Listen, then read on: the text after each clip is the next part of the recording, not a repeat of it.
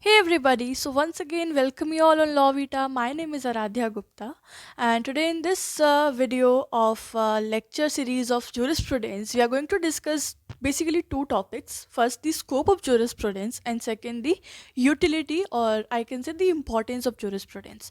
So let's begin first with the scope of jurisprudence.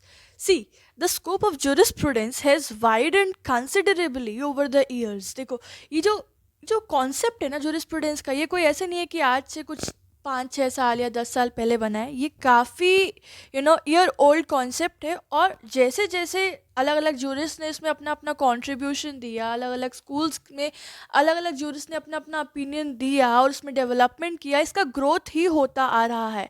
And with the passage of time, with the passage of the years, इसका जो scope है वो काफ़ी ज़्यादा widen हो चुका है. Right. jurisprudence include all the concepts of human order as well as human conduct in state and society. और आज हम बात करें तो jurisprudence सब्जेक्ट के अंदर, jurisprudence कॉन्सेप्ट के अंदर ह्यूमन ऑर्डर से रिलेटेड कैसा ह्यूमन कंडक्ट होना चाहिए, चाहे वो स्टेट के कंटेक्स्ट में हो, चाहे वो सोसाइटी के कंसेप्ट में हो, उसके सारे कॉन्सेप्ट्स jurisprudence हमें प्रोवाइड करता है. Right. Justice P B Mukherjee observed. अब एक जस्टिस थे, जस्टिस पी बी मुखर्जी, उन्होंने एक स्टेटमेंट दिया था related to jurisprudence, that jurisprudence is both an intellectual as well as idealistic abstraction as well as the behavioural study of man in society. उनके according जो jurisprudence है वो intellectual abstraction भी है, इंटेलेक्चुअल नोशन भी है और आइडियलिस्टिक नोशन भी है. अब इंटेलेक्चुअल से क्या मतलब है? Something which is connected with persons thinking ability in the logical वे. एक ऐसा कॉन्सेप्ट या कुछ ऐसा जिसमें जो कनेक्टेड है एक ह्यूमन बॉडी के thinking ability relation to the logical thinking. ठीक है. And to understand the things. Basically मैं कह सकती हूँ कि किसी चीज़ का चिंतन करना. देखो jurisprudence में भी हम लोग क्या स्टडी करते हैं, हम लोग लीगल कॉन्सेप्ट्स की इन्वेस्टिगेशन करते हैं, लॉ का मतलब क्या है हम वो जानते हैं, लॉ रिलेटेड एस्पेक्ट को हम समझते हैं. तो कहीं ना कहीं हम इसमें स्टडी करते हैं, हम इसमें चिंतन करते हैं, हम इसमें लॉजिकल थ्योरीज इस्तेमाल करते हैं और हम इसमें अंडरस्टैंडिंग एबिलिटीज़ का यूज़ करते हैं. Plus as well as it is an idealistic abstraction. Idealistic से मतलब समथिंग कहते हैं ना आदर्शवादी नोशन और आदर्शवादी कॉन्सेप्ट जिसमें we search for perfection. So jurisprudence includes both an intellectual aspect as well as the idealistic aspect. Plus, it also includes the behavioral study of man in society.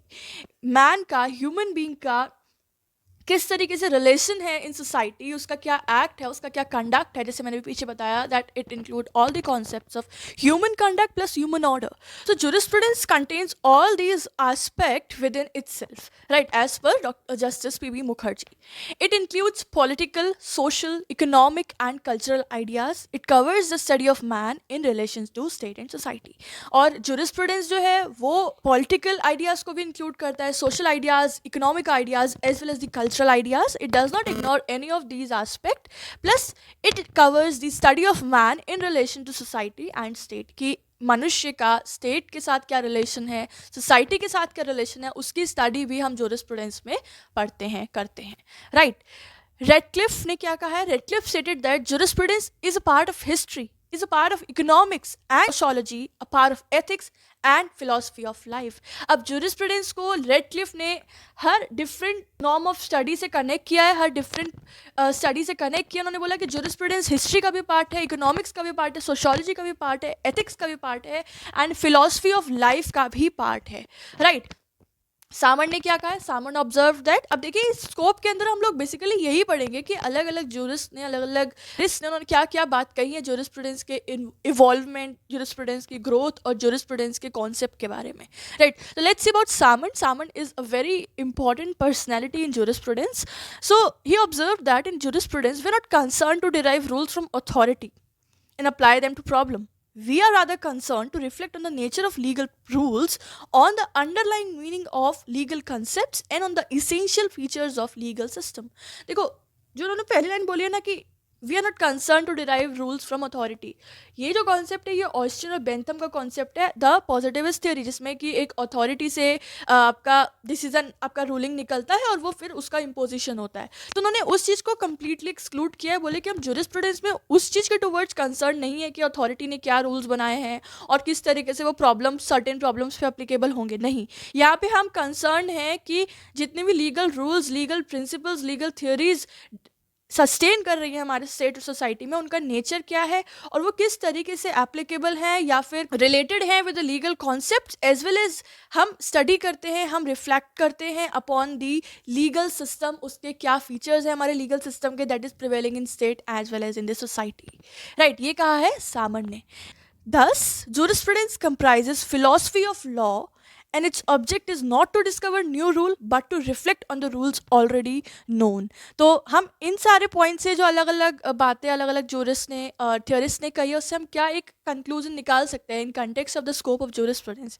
We can say that jurisprudence के अंदर you will get a philosophy of law. Philosophy of law मतलब we have studied the attitude of law, we have studied the fundamental nature of law, ठीक है, as well as कि जो jurisprudence का subject है, जो कॉन्सेप्ट है, वो नए रूल्स को डिस्कवर करना है, उसका ऑब्जेक्टिव नहीं है, बट रादर उसका ऑब्जेक्टिव ये है कि जो ऑलरेडी एग्जिस्टिंग रूल्स हैं, नॉर्म्स हैं, प्रिंसिपल्स हैं, उनके ऊपर रिफ्लेक्शन डालना और वो किस तरीके से हमारे कंसर्न लीगल कॉन्सेप्ट के ऊपर अंडरलाइंग है, ठीक है, उसके क्या असेंशियल फीचर्स हैं, उसके ऊपर रिफ्लेक्शन डालना जूरिस्प्रूडेंस का मेन एंड असेंशियल कॉन्सेप्ट है। ठीक है, तो ये था हमारा स्कोप ऑफ जूरिस्प्रूडेंस। ठीक है, अब जल्दी से बढ़ते हैं यूटिलिटी के टुवर्ड्स। अब पॉइंट ये अराइज होगा कि अगर ये क्वेश्चन हमारे एग्जाम में आता है मैम, तो क्या हम ये इसको एज इट इज़ लिख सकते हैं? तो मैं तो कहूँगी कि हाँ जी, बिल्कुल आप लिख सकते हैं, बिकॉज ये ऐसा नहीं कि किसी एक बुक से लिख दिया है notes, but this has been made by me by referring to 2-3 different books and articles। और मेरे अकॉर्डिंग ये आंसर सफिशिएंट है, क्योंकि बहुत ज़्यादा बड़ा क्वेश्चन आएगा भी नहीं और इतना जानकारी आपके लिए सफिशिएंट है। प्लस अगर आपको कोई और इंपॉर्टेंट कॉन्सेप्ट मिलता है, पॉइंट मिलता है, तो आप प्लीज़ मुझे कमेंट सेक्शन में बताइएगा। ठीक है, चलिए, यूटिलिटी क्या है, इंपॉर्टेंस क्या है जूरिस्प्रूडेंस सब्जेक्ट की। Jurisprudence contribute to the development of society by having effect in the whole legal, political and social school of thoughts.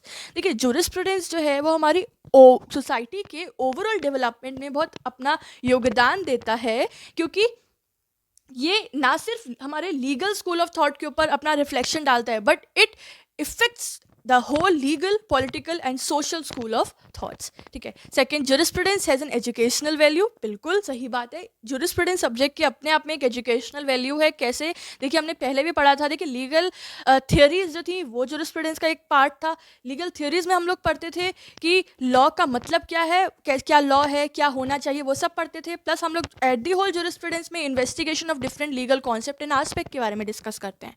सो क्या कह रहे हैं, jurisprudence has an educational value, it helps in the logical analysis of legal concept and it sharpens the logical technique of the lawyer. क्योंकि ये हमको अलग अलग analysation provide करता है लीगल कॉन्सेप्ट का, तो कहीं ना कहीं ये लॉयर्स को अपने केसेस को डील करने में, उसमें अच्छे प्रोपोजिशंस प्रोवाइड करने में लॉजिकल टेक्निक प्रोवाइड करते हैं। ठीक है, third, study of jurisprudence help to put the law in its proper context by considering the needs of society and by taking note of the advances. देखो, अभी मैंने पीछे बताया था कि जूरिस्प्रूडेंस के अंदर both it covers both human conduct and human order in context of society as well as the state। ठीक है, तो जो जूरिस्प्रूडेंस की स्टडी है वो हमको लॉ को बताता है, या लॉ के बारे में हम डील करते हैं, सिर्फ इन जनरल नहीं, सिर्फ थियोरेटिकली नहीं कि लॉ ये है या लॉ ये होना चाहिए, बल्कि bye considering the needs of society. Society की नीड्स क्या है, ठीक है, सोसाइटी में तरबतर क्या एडवांसेस आ रहे हैं, क्या क्या चेंजेस हो रहे हैं, क्या डायनेमिकल पोजीशंस हैं, उन सबको ध्यान में रखकर ही लॉ को हम इन प्रॉपर पोजीशन रखते हैं। ठीक है, after the study of jurisprudence. Next, jurisprudence is the eye of law because it throws light on basic ideas and fundamental principles of law। ठीक है, अब तक ये सब पढ़ने के बाद आपको ये चीज़ तो क्लियर हो गई होगी। Therefore, by understanding the nature of law, its concepts and distinctions, a lawyer can find out the actual rule of law।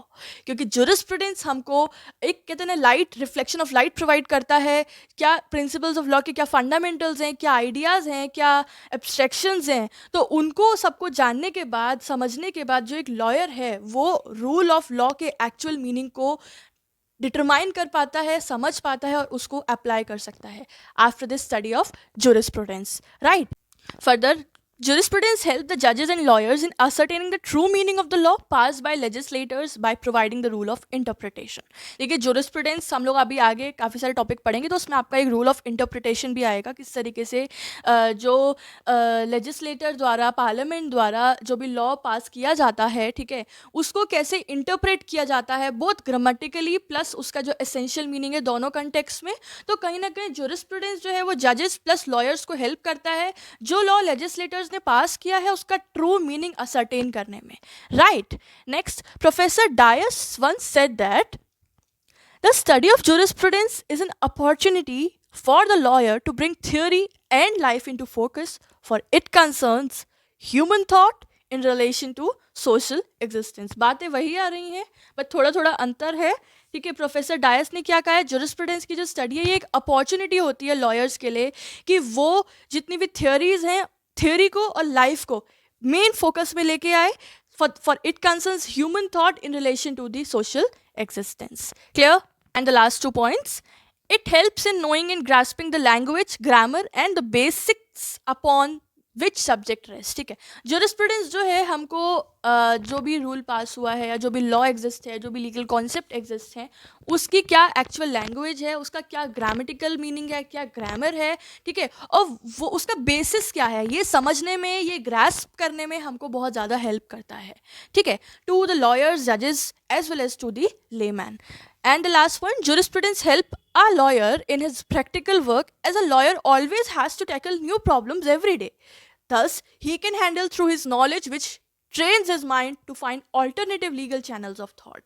क्योंकि देखिए हम सब जानते हैं ये लॉयर का जो जॉब होता है उसमें उसको हर दिन एक नया हर्डल फेस करना होता है, क्योंकि हर दिन he faces a new case which involve some और the other new rule of law और न्यू फैक्ट्स. ठीक है, तो उन चीज़ों को डील करने के लिए प्रैक्टिकली जो है, अगर वो जुरिस्प्रूडेंस जो है वो उसको एक सनशाइन प्रोवाइड करता है, क्योंकि वो उसके माइंड को इंटेलेक्चुअली प्लस बोथ आइडियलिस्टिकली, ठीक है, उसके लिए alternative legal channels of thought provide करता है.